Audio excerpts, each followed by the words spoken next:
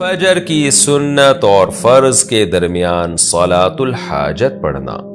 فجر کی سنت اور فرض کے درمیان نفل یا صلاۃ الحاجت پڑھنا درست ہے؟ نہیں جناب، درست نہیں ہے۔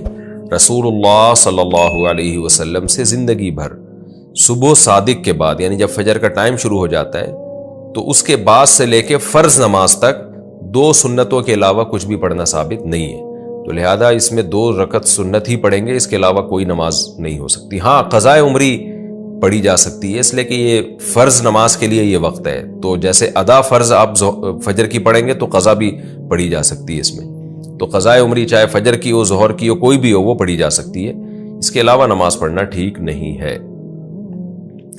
پہلی رکعت میں سورۃ الناس پڑھ لی تو کیا کریں؟ پہلی رکعت میں سورہ ناس پڑھی تو دوسری رکعت میں کون سی سورت پڑھیں گے؟ نیز اگر وتر کی پہلی رکعت میں سورہ فلق اور دوسری میں سورہ ناس پڑھی تو تیسری میں کون سی سورت پڑھیں گے؟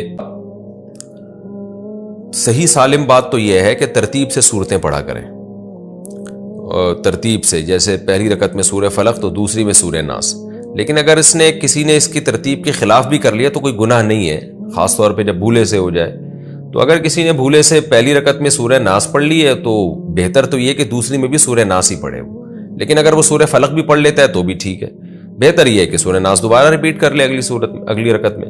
اور اگر وتر کی پہلی رکعت میں سورہ فلق اور دوسرے میں سورہ ناس پڑھی تو تیسری میں سورہ ناس پڑھ لے، دوبارہ پڑھ لے، نہیں تو قل ہو اللہ پڑھ لے دوبارہ، تو اس میں کوئی ایشو نہیں ہے۔ بہتر ہے ترتیب سے پڑھیں، اگر غلطی سے ترتیب آگے پیچھے ہو گئی ہے تو بھی کچھ نہیں ہوتا اس سے۔